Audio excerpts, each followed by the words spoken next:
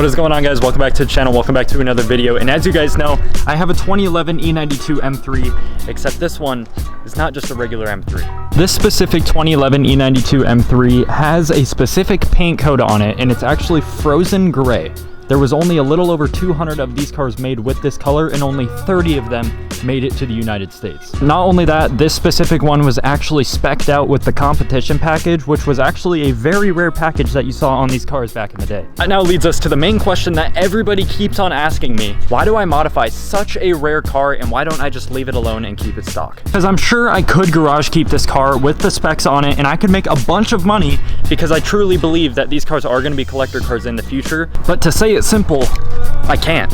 My brain is literally hardwired to mess with any single car I buy, whether it's rare, a 1 of 20, a 1 of 1, a 1 of 2, it does not matter at all. I am going to modify any car I touch. And me personally, I think that's a good thing. If you're a car guy, I feel like you should 100% not worry about how many of these models were made and just make it your own. Now, for those of you that know me, you know I have not done any performance mods to this car yet because I am keeping it stock until I move to a completely different state. And yes, I'm driving this car over 800 miles to get to the next state in 2 months, so stay tuned for that because I don't know if it's gonna make it. But back to what I was saying, no matter what car I touch, I have to modify because it's just in my blood. It feels like something inside of me takes over and I need to start modifying whatever I drive. Because I'm gonna be completely honest, when I first bought this car, I really did think it looked a little bit ugly just because it lacks a lot of carbon fiber. Like, for a huge example, the front lip on these cars makes such a huge difference. I'll throw up a picture of what it looked like without it, and honestly,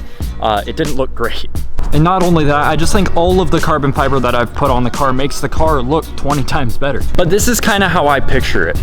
It's a lot like when somebody buys a car and just never drives it. I feel like that's kind of the same thing as buying a rare model car and not modifying it. I mean, as a car guy that loves to modify cars, I would never buy a car to never drive it, just like I would never buy a rare model car just to not mod it. Because also the best part about having a rare color on a car is it makes it way more unique. I mean, I personally find it crazy that there are only 29 other people in the whole United States that have this color. And what's gonna make you even more mad if you don't like this already is the frozen gray E92 M3s have a specific interior. And well, because I modify cars, this entire interior is gonna go away once I get a second car. Because believe it or not, yes, I own a 1 of 30 E92 M3 in the entire United States, but this car is actually going to be a track car.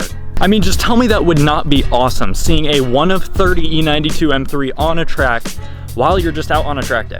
I personally think that's awesome. I've just always believed that you should never not modify a car just because something is holding you back. Except for money, because you kind of need that. But that also leads me to say is if you have enough money to buy a car that you really want, and the only one available is a super rare model that you're scared to buy because you don't want to modify a rare model, don't do that. Don't let that thought of not modifying a car because it's rare even come close to getting in your head, because at the end of the day, it's just a paint color.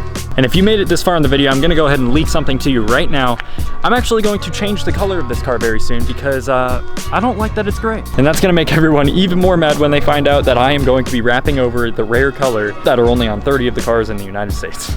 But once you learn to know me, I don't care. Well, let's keep that secret between you and me though. I'm trying to keep that kind of on the down low. So as a rightful owner of a 1 of 30 E92 M3 in the entire United States, I do not care. This car behind me will get modified again and again and again and again until the car literally blows up, gets in a crash, literally anything. There's nothing that is stopping me from modifying this car to its absolute max potential. And that is how it is always going to stay. I'll see you guys in the next one.